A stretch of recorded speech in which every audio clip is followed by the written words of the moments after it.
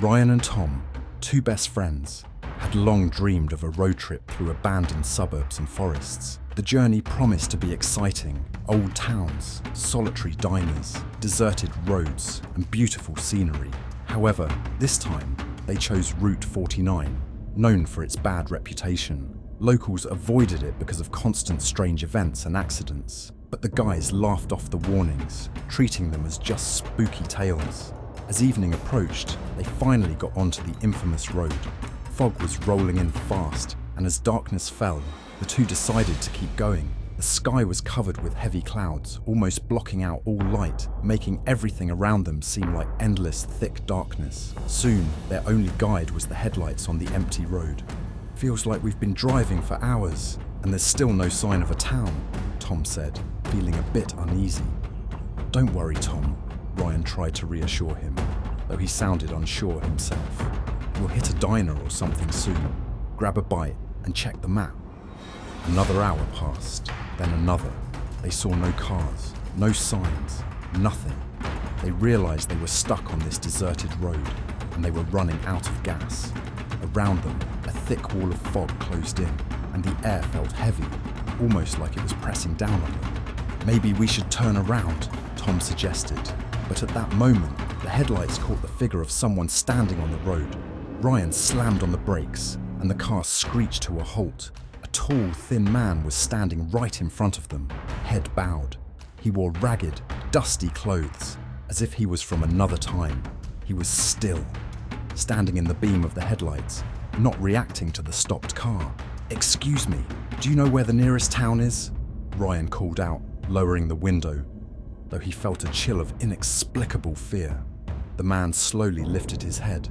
His face was deathly pale, and his eyes glowed faintly, as though drained of all life. He squinted slightly, whispering so quietly they could barely hear. "You're stuck here too, but there's no way out."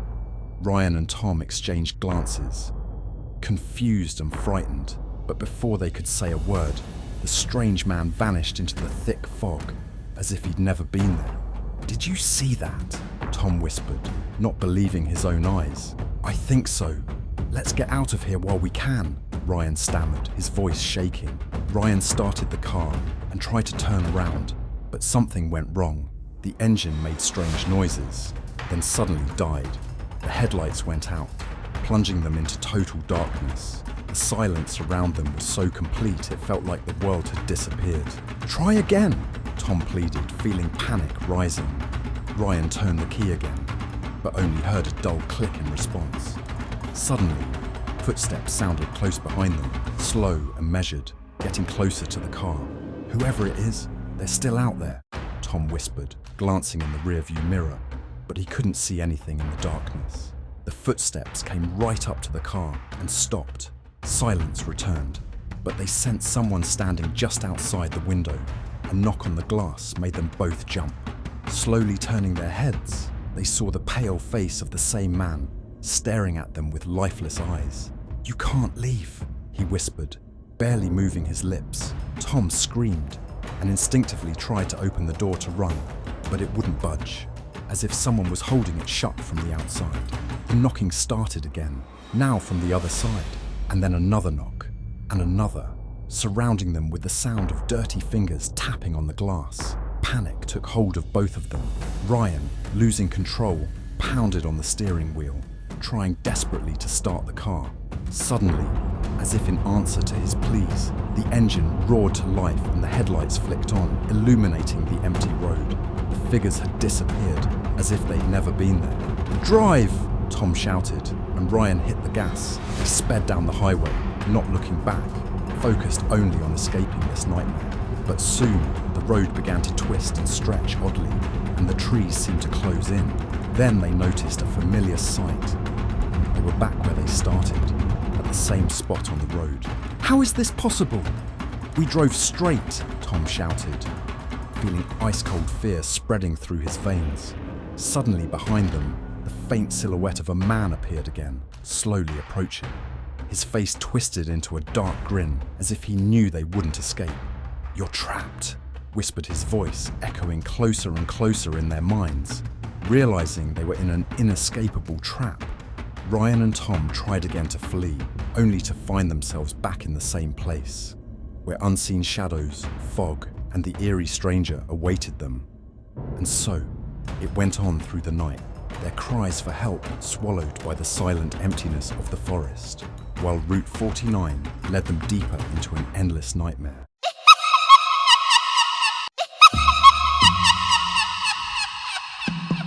The noise behind the wall. My name is Mike, and I never believed in paranormal phenomena. I was always amused by ghost stories, demons, and anything that fell beyond ordinary human understanding. But one day, I encountered something that turned my life upside down. It happened last fall, when I moved into a small, dilapidated house on the edge of a town where few people seemed to stick around. The house was old, yes, but the rent was ridiculously low. And since I had recently been laid off, I decided to save money on rent and live in solitude until I found a new place. All the previous tenants had left shortly after moving in, which made me think there was something wrong with the house. But I figured it was just superstition. It all started with a strange noise behind the wall. On the first night, when I had settled into the bedroom and lay down in bed, I heard some odd sound. It came from the wall against which my bed was placed. At first, I thought it was old pipes or rats, but the sound was different. It resembled a barely audible whisper, something like a human voice, only unclear and muffled, as if someone was trying to speak words but couldn't. I tried to convince myself it was just my imagination. Besides, I was tired and jittery after moving in. So the next day, when I returned from work, I just forgot about it. But the noise repeated. Only this time, it was clearer. Listening closely, I realized that the sounds were coming not only from the bedroom, but also from other rooms. This started happening every night. As soon as I lay down to sleep, strange noises would start behind the wall, turning into a quiet, barely distinguishable whisper. Soon, I stopped sleeping, because at night, when I closed my eyes, I could hear something whispering words to me. Sometimes, it seemed there were pleas and entreaties in these sounds, and other times, a chilling, bone-freezing laugh. One night, unable to bear this horror any longer, I got up from bed, grabbed a flashlight, and walked along the wall from where the sound was coming. I wanted to check if there was a hole there, or maybe some mechanism creating the sound, but I found nothing. In utter desperation, I knocked on the wall, hoping. I don't know what I was hoping for, but instead of silence, I heard a distinct echo, as if something on the other side of the wall responded to me. My heart began to race, and that night I barely slept. The next day, I called the landlord and asked if there had been any complaints about strange noises before. He paused for a moment and then advised me to ignore it. He assured me that it was just an old building and the sounds were perfectly explainable, but there was something unsettling in his voice. It seemed like he knew more than he was letting on. That night, I lay down again with the thought that it was just my imagination, that I was simply too impressionable. I had almost fallen asleep when a noise made me jump up. It wasn't a whisper this time, but a knock. A knock that sounded like desperate pounding against the wall. I felt the hair on the back of my neck stand up. It was as if someone on the other side of the wall was struggling, trying to break through. I didn't know what to do. Should I just run? But run where? I didn't have money for other housing, and making a fuss over sounds seemed foolish. A few more days passed, and I got used to the noise, or rather, I accepted it. The sounds were constant, but I began to ignore them. After all, it was just an old house. However, I soon started noticing something else. Things in the house began moving on their own. The new knives I'd just bought suddenly disappeared in the kitchen. The books on the shelf were turned upside down, although I knew I hadn't touched them. Everything reached a peak when, one night, I woke up with a feeling that someone was watching me.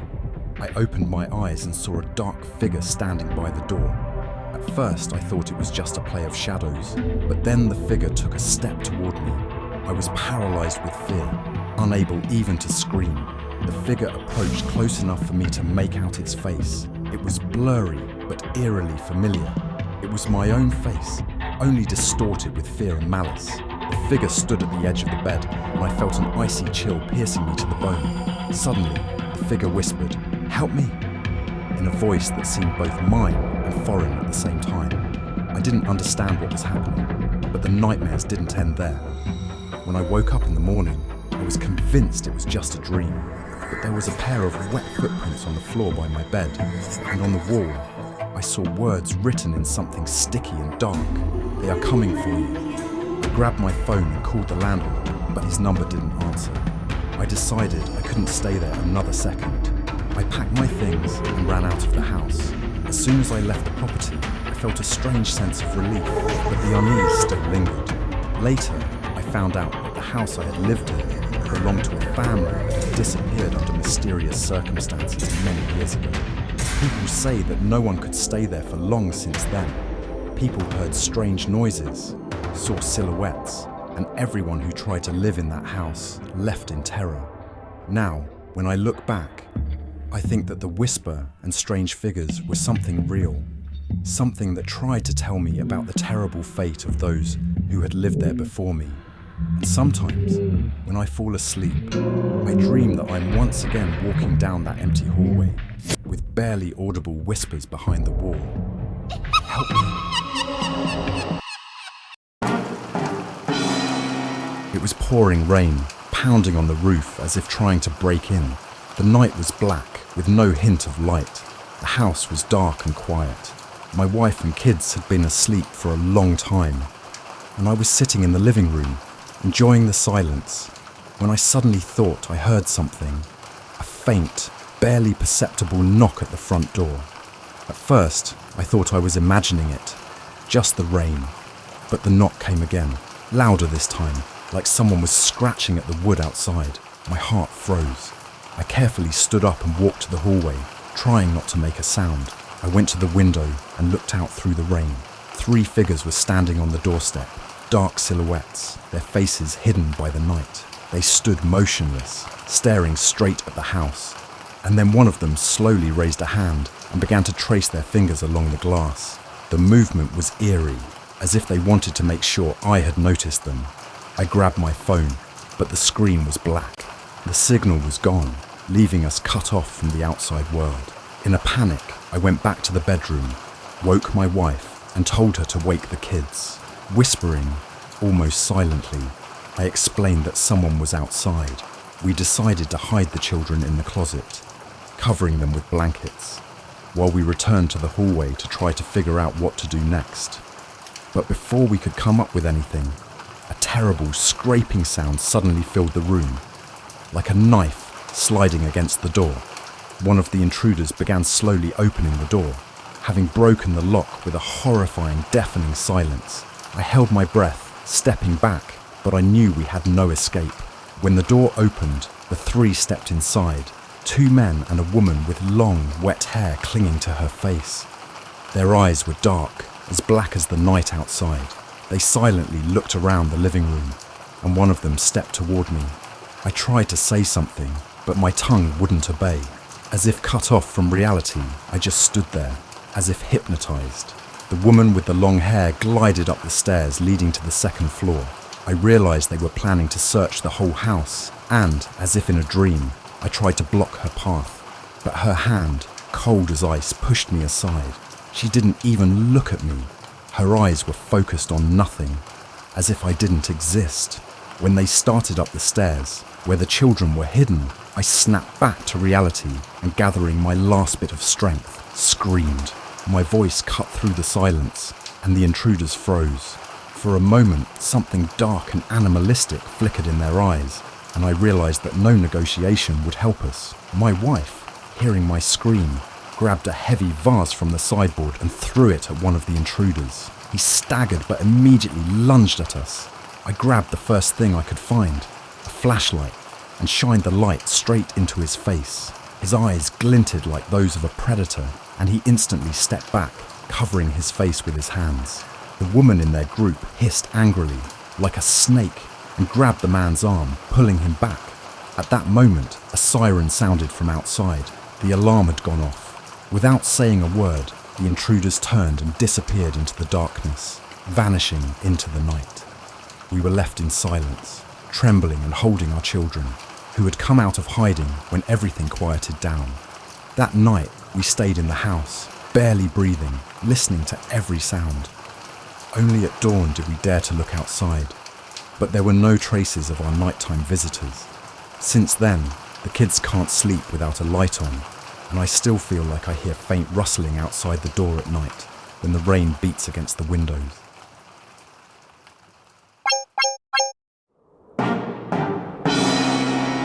It happened in winter, just before New Year's Eve.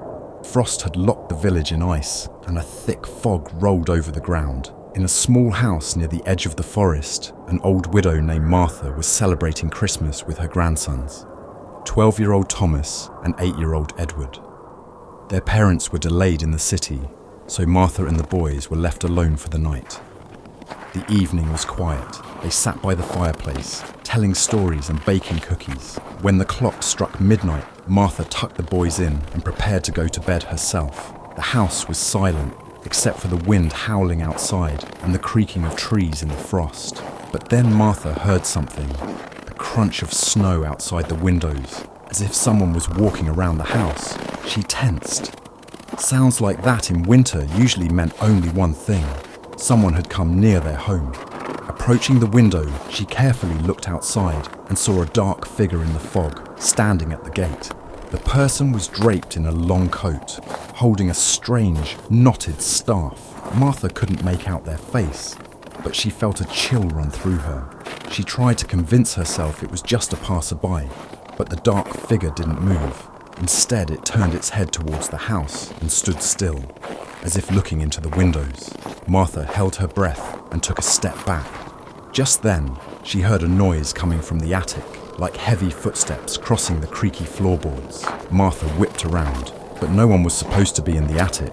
It had been empty for years. She stood frozen, listening, and heard the noise again.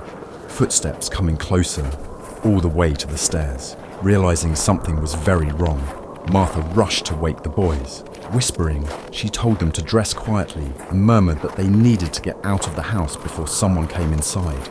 Thomas and Edward, frightened by her expression, nodded silently. But as soon as they began to get dressed, the sound of footsteps shifted to a strange, soft tapping, as if someone were gently knocking on the walls, moving around the house. Then came a sinister scratching sound at the front door. Martha grabbed the boys by their hands and quietly led them to the pantry, where there was an old hidden passage that led out to the forest. They crept in, and Martha urged the boys into the tunnel, telling them to run to the neighbours. But she stayed at the door, afraid the stranger would notice them if he heard any noise. The sound at the door grew louder, as though someone was determined to break the lock. The door creaked, and suddenly it swung open into the cold night. Martha, holding her breath, peeked out from the pantry and saw the dark-coated figure step inside. Now his face was lit by the dim light of the fireplace. He had pale, ghostly features and empty eyes. In his hands, he held an old Christmas wreath woven from dry branches and rusted thorns, and on his fingers were several old rings that Martha recognized.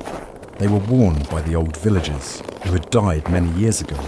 He stopped in the middle of the room, casting his empty gaze around, and for a moment it seemed he caught someone's scent. But just as the figure stepped toward the pantry door, the wind suddenly howled through the house, as if something was stopping him. The stranger froze, glanced around the empty room, and as though hearing an unseen call, silently stepped back out, disappearing into the fog. Martha waited until his footsteps faded into the forest, and only then did she call the boys back. The neighbours later mentioned that over the past few years, they had started to notice strange things in the village, as if old spirits were beginning to return on Christmas Eve. Martha knew that she didn't want to celebrate this holiday alone anymore. Now she realised that the fog and the night could bring not only stray guests, but also those who had long left, yet still remembered their way back. The Cursed Doll. In a small town, lost among endless fields, there lived a girl named Lucy. She had always dreamed of a doll that would become her best friend. On her 10th birthday, her dream came true.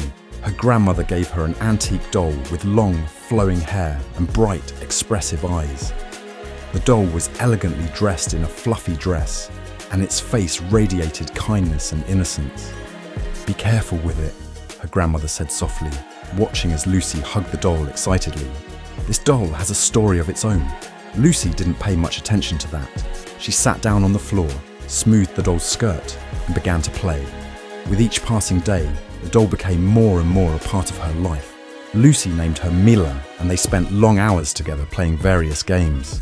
But one day, when Lucy woke up in the morning, she noticed that Mila was standing at the edge of her bed. Although she had left her sitting on the shelf, Lucy's heart began to race. "Mila, you were just on the shelf!" Lucy exclaimed. But the doll only stared at her silently. At first, Lucy thought it was just her imagination, but soon, other strange things began to happen. Mila not only changed positions, but also whispered to her at night when Lucy couldn't sleep. It was as if someone behind her was calling her name. The girl felt fear, but at the same time, she was drawn to the mystery. Days passed, and Lucy noticed that when she played with Mila, the doll started giving her suggestions on what to do. These were not just game tips, they were dangerous ideas. "Jump off the bed," or "show everyone what you can do," it whispered.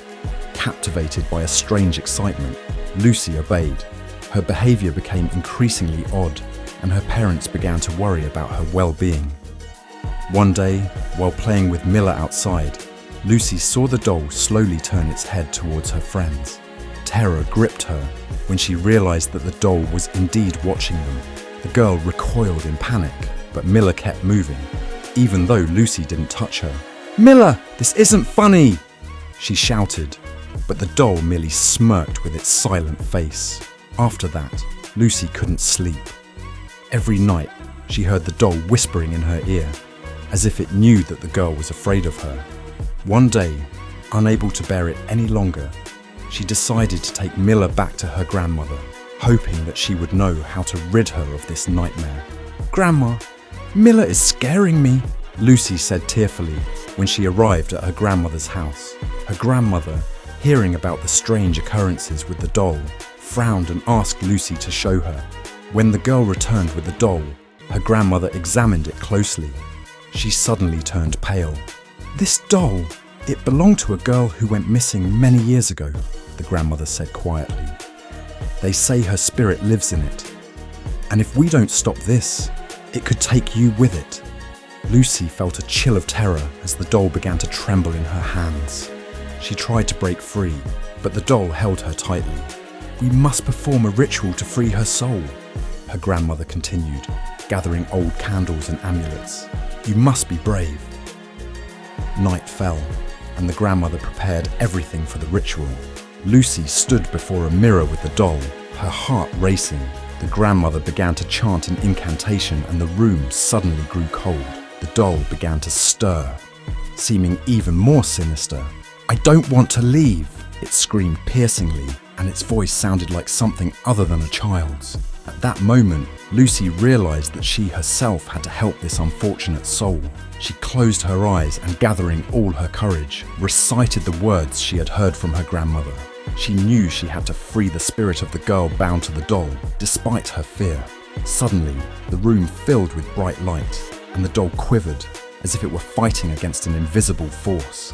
"Forgive me," Lucy cried, feeling tears streaming down her cheeks. "I want to help you." Suddenly, a piercing scream filled the air, and the doll went limp, losing its evil power. Lucy felt the light enveloping her, and then silence. The doll no longer moved. It was just a doll, lifeless and powerless. Lucy stood trembling, but felt an incredible sense of relief. She no longer felt fear. Her grandmother approached and hugged her, sighing with relief. "You were very brave, Lucy," her grandmother said, and the girl knew she would never be afraid again. The cursed doll remained in the past, and Lucy could finally return to her normal life. However, in the darkness of the room, the doll lay on the floor, its bright eyes still staring into nothingness, as if waiting for its next victim.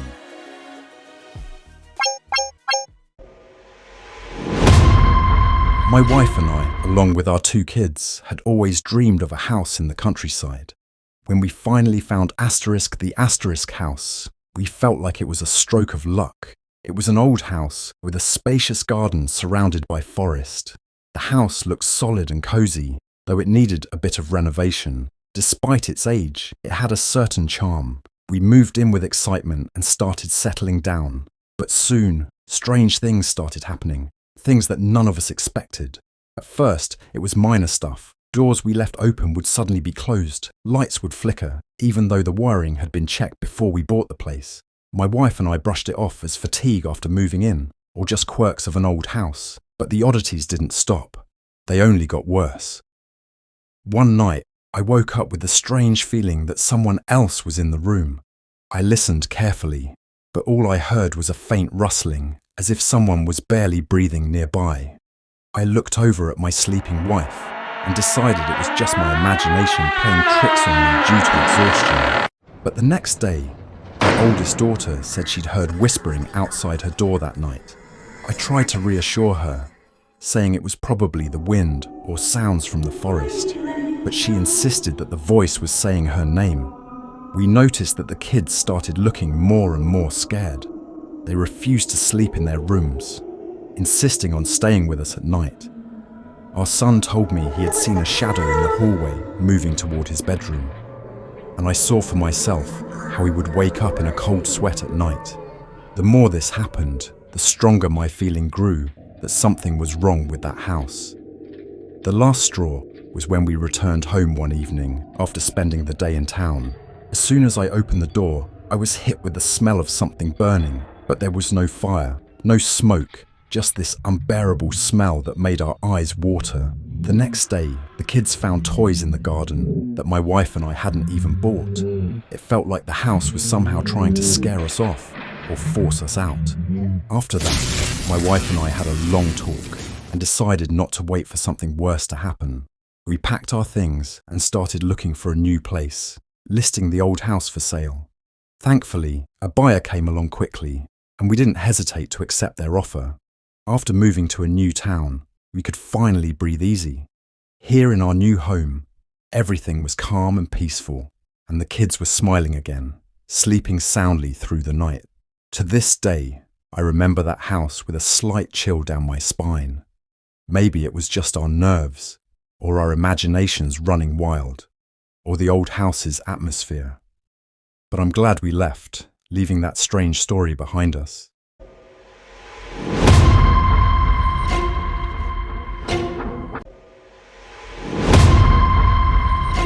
I've been a truck driver for almost 10 years and thought I'd seen it all. Overturned vehicles, strange people you meet on the road at night. But what happened last week made me rethink everything. My partner, Alex, and I were driving down a dark road through thick forest. It was a long, hard haul, but we were used to driving at night. There was no moon or stars in the sky. The road stretched out like a long ribbon of darkness, lit only by our truck's headlights. Alex had dozed off, and I was trying to keep my speed steady to stay on schedule.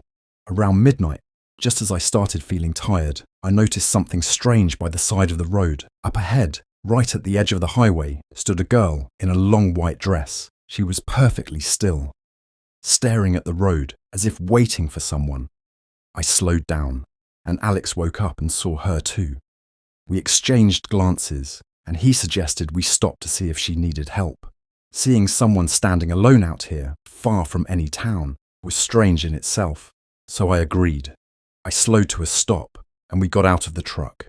The girl stood there, not moving, and as we got closer, I noticed that she didn't seem to see us. Her gaze was fixed far off, and her face looked vacant, like someone who'd long lost themselves. Alex quietly called out to her, but she didn't react. We tried stepping closer, but suddenly she took a step back, right into the darkness, and vanished. We froze. There were no sounds, no trace, just silence. Thinking it was just our imaginations playing tricks, we got back in the truck. I tried to convince myself it was only a mirage, a result of road fatigue. But as we got into the cab and tried to keep going, the engine suddenly died. I checked the gauges, but everything looked fine. The cab was eerily quiet, and there was an unsettling feeling in the air. Alex grabbed a flashlight and got out to check the engine. I stayed in the cab, staring into the darkness, when I heard a faint whisper coming from the woods. It was barely audible, but clear enough to sound like someone calling my name. I felt a chill run through me. I looked around, but there was no one, just the dark wall of trees along the road. Then Alex's flashlight went out. In that same moment, he yelled, jumped back into the cab, and slammed the door. His eyes were wide with fear, and he managed to say only one word: drive. I didn't ask what he saw. I just turned the key, and strangely, the engine started right up. We sped off and drove the rest of the way in silence. Only when we reached a motel at the next gas station did Alex tell me what he'd seen. When he stood by the engine with the flashlight, he noticed that same girl again on the other side of the road. But this time, she was much closer, her face pale and drawn, with eyes that seemed to stare right into him. At that moment, he felt like she wanted to say something, but instead, she simply vanished. We spent the rest of the night in the motel and drove back out onto the road with the first light of dawn. We never saw her again, and everything ended fine.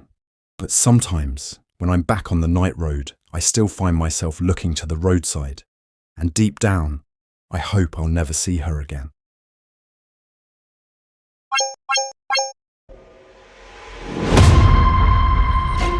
I've always been a skeptic, especially when it came to ghost stories. But one night made me question everything. It happened a few years ago when I was working as a janitor at an evening school.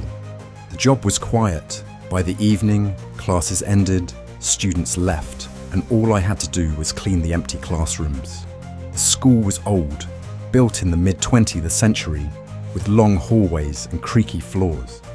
I liked the silence and never paid much attention to its age or the legends surrounding it. That evening started like any other. I was finishing up on the third floor when I heard a strange sound. It was a child's laughter, quiet but distinct. It sent a chill down my spine. The school had been empty for hours, and I was the only one there. I decided to check, thinking maybe a student had stayed behind after hours. I searched every classroom but found nothing. However, as I walked past the chemistry lab, I heard something fall. It was a loud crash, like glass shattering on the floor. I stepped inside. The room was silent, but the open cabinet of chemical supplies caught my eye. I was sure I had closed it earlier. As I reached to shut the cabinet, I heard that laughter again, this time closer. It felt like someone was standing right behind me. I spun around, but the room was empty. My nerves were starting to fray, and I decided to head down to the first floor and check the security cameras. As I walked down the hallway, the lights at the far end began to flicker and then went out completely. A cold draft swept through, even though the building's heating was always reliable. Just as I turned to glance back, the door to the chemistry lab slammed shut behind me with a loud bang. Heart pounding, I hurried downstairs. Reaching the security office, I pulled up the camera footage. At first, everything looked normal, but then I noticed something on one of the cameras aimed at the third floor. The footage showed a child slowly walking down the hallway.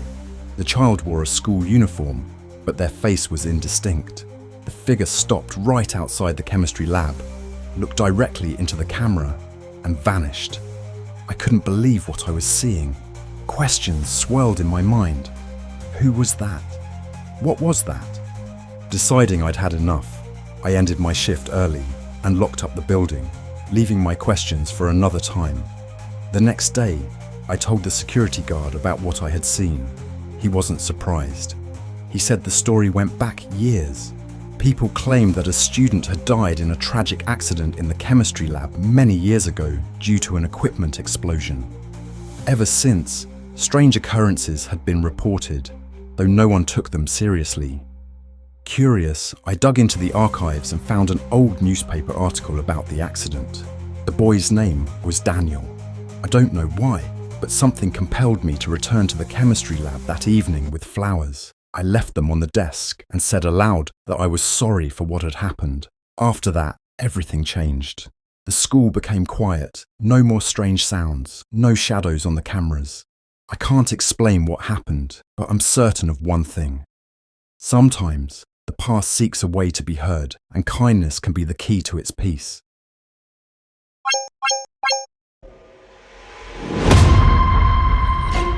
We had been planning this mountain hike for a long time. Our group consisted of 5 people: me, my friend Edward, his younger sister Clara, our companion Oliver, and our experienced guide, Sebastian. Sebastian promised us breathtaking views, and we, inspired by his stories, eagerly anticipated this adventure. The ascent began early in the morning. We walked along a narrow path, surrounded by dense forest, the cold mountain air refreshing us. By noon, we reached our first campsite, where Sebastian warned us to be particularly cautious from that point onward. The weather in the mountains is unpredictable, and the trails can be treacherous, he said. None of us took his words too seriously, as the day was clear, and everyone was in high spirits. As the sun began to set, we decided to camp near a small stream. Sebastian told us the next part of the trail would be challenging, so it was best to rest and get a good night's sleep. We lit a campfire, had dinner, and started sharing stories. At one point, Clara suggested we talk about mysteries, and Oliver, a fan of scary tales, began recounting stories about strange disappearances in the mountains. We laughed, but soon the atmosphere around us felt oddly heavy. Even the forest seemed to fall silent. By midnight, we all retreated to our tents. I lay in my sleeping bag, beginning to doze off, when I suddenly heard a sound, a mix between a whisper and the wind howling. I dismissed it as my imagination and closed my eyes. But a few minutes later, the sound came again, this time closer. I stepped out of the tent and saw Edward standing nearby, listening intently. "Did you hear that too?" he asked quietly. We woke Sebastian, and he told everyone to gather by the campfire. The fire was nearly out, and the sounds were growing louder. Sebastian looked tense. He said it could be the wind, but his expression betrayed his unease.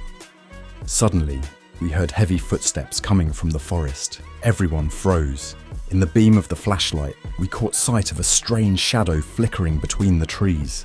Sebastian raised his hand, signaling us to stay silent, and took a step toward the forest. The shadow disappeared as suddenly as it had appeared, but then Clara screamed. We turned and saw her tent torn, and she was standing a short distance away, trembling with fear.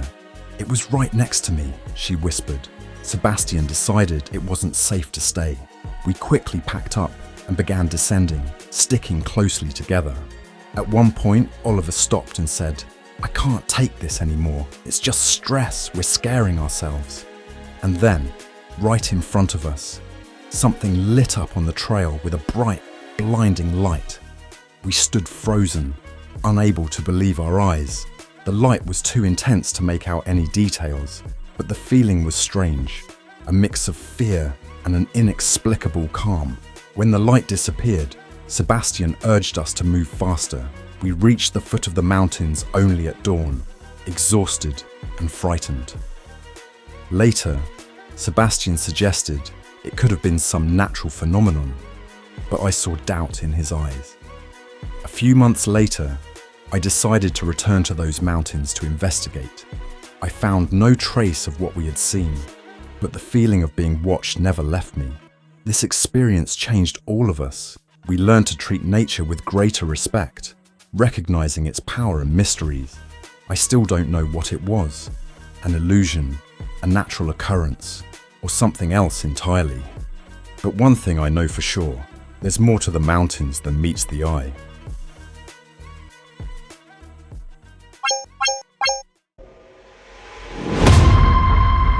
We had long dreamed of a mountain hike to escape the bustle of the city.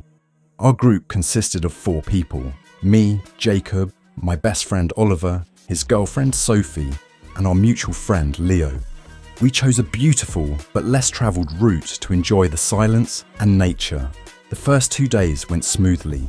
We followed trails, admired the landscapes, and took breaks by streams. Leo, as always, was the life of the party, cracking jokes and telling stories. But on the 3rd day, everything changed. We set up camp in a forest clearing. That evening, Leo said he wanted to take a short walk and snap some sunset photos. He grabbed his flashlight and left, promising to be back in half an hour. An hour passed, then 2, but Leo didn't return. We began to worry. He might have gotten lost, Sophie said, glancing around nervously. Oliver and I grabbed our flashlights and set out to find him.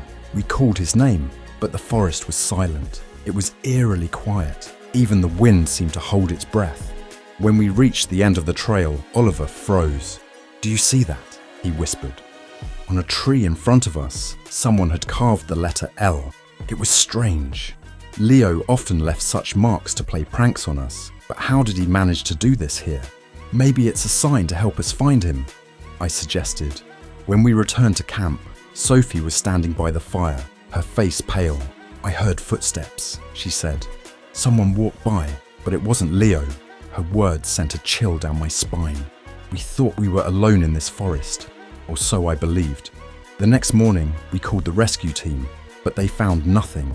They advised us to return to the city, but I couldn't leave Leo behind. The forest seemed to call me back. That evening, when we returned to camp, Sophie was trembling. Oliver looked like he still couldn't believe what had happened, and I remained silent. A few months later, I learned that the cabin had burned down years ago, and the woman, according to local legends, was a spirit who helped lost travelers. Who she really was, we never discovered. That hike left us with more questions than answers. We realized that nature holds secrets not meant to be fully understood. And although everything ended well, I sometimes think of that woman, her calm eyes, and how the forest came alive that night to save our friend.